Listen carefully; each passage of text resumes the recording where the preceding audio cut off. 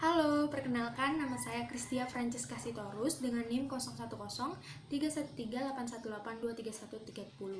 Video ini merupakan video pembelajaran dalam rangka pemenuhan tugas mata kuliah Akuntansi Keuangan Lanjutan 2.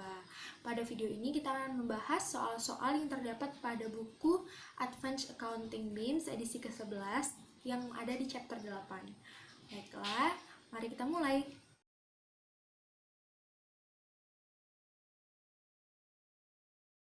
Baiklah, soal pertama yang akan kita bahas adalah soal E85. P Corporation membayar tunai sebesar $1.274 untuk 70% saham biasa SET Corporation pada tanggal 1 Juni 2011.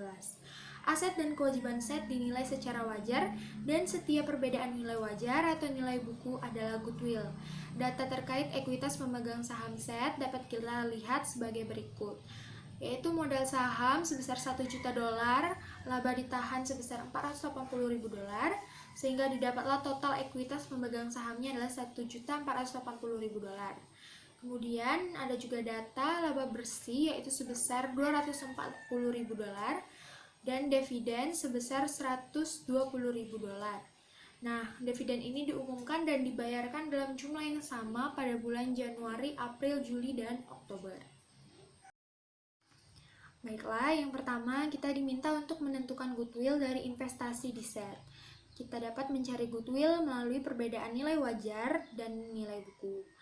Data yang kita perlukan pertama yaitu biaya yang dikeluarkan sebesar $1.274.000 yang telah kita ketahui di soal tadi. Kemudian kita masukkan nilai wajar yang tersirat dari SET atau nilai wajar 100%-nya dari SET sebesar $1.820.000. Dari mana kita mendapatkan $1.820.000?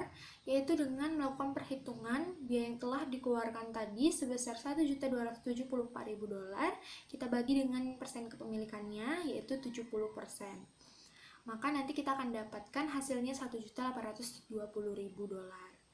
Lalu kita masukkan juga nilai buku. Nilai buku kita dapatkan dengan cara menambah total ekuitas pemegang saham yang telah kita ketahui sebelumnya sebesar $1.480.000.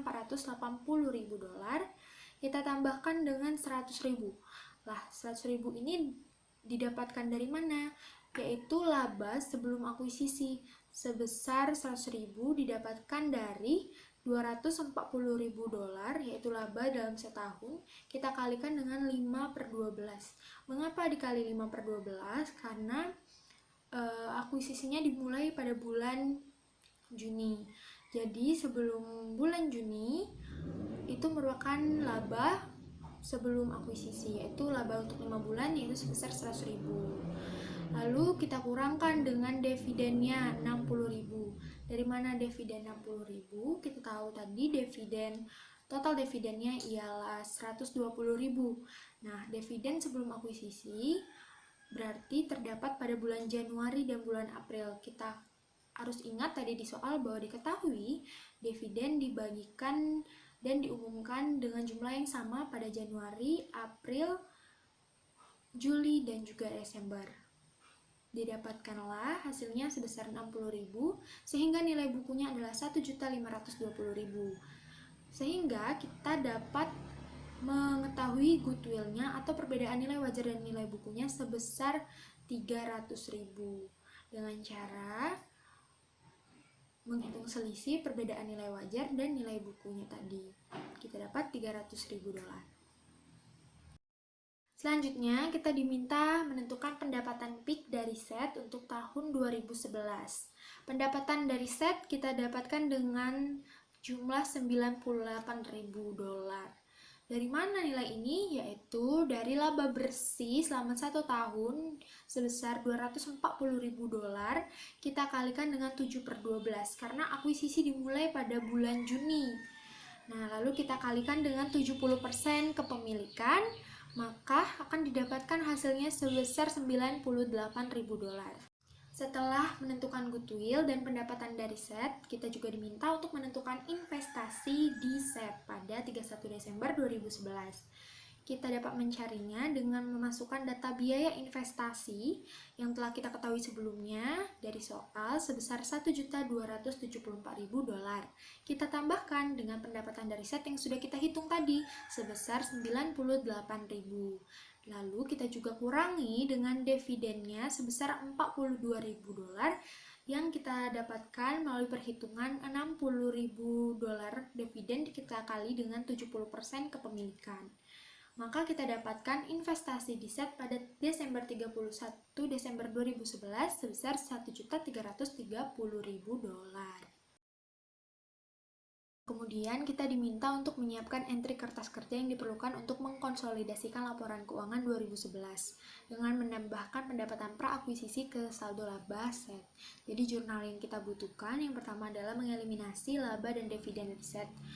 Jurnalnya ialah pendapatan atau laba dari set sebesar $98.000 pada dividen sebesar $42.000 yang kita dapat dari perhitungan $60.000 dikali 70% didapat hasilnya $42.000 dan investasi di set yang merupakan selisih dari pendapatan dari set dan dividen sebesar $56.000.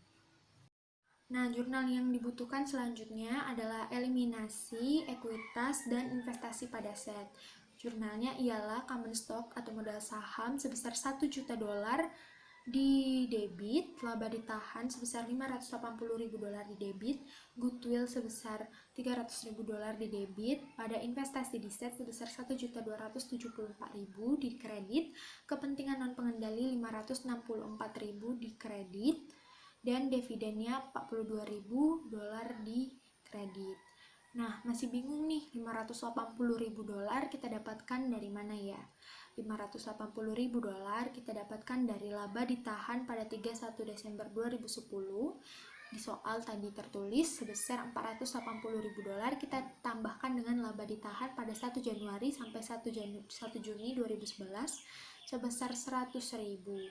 Maka hasilnya didapatkan $580.000. Oh begitu. Kalau kepentingan non pengendali sebesar $564.000 kita dapatkan dari mana?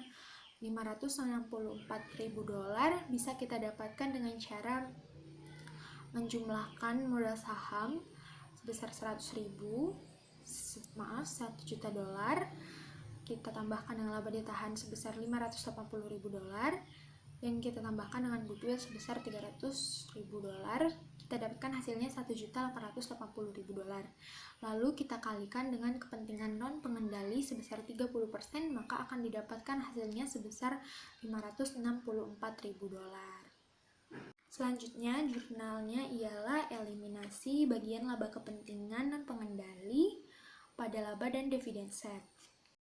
Jurnalnya ialah bagian laba kepentingan non pengendali sebesar $42.000 yang didapatkan dari laba bersih pada tahun 2011 set sebesar $240.000 kita kali dengan 7/12 dan hasilnya kita kali dengan 30% kepemilikan set.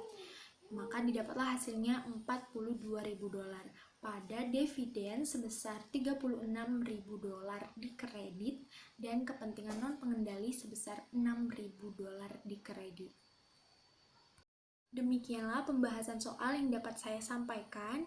Maaf apabila terdapat kesalahan dan saya ucapkan terima kasih atas perhatiannya. Sampai bertemu di lain kesempatan. Dadah!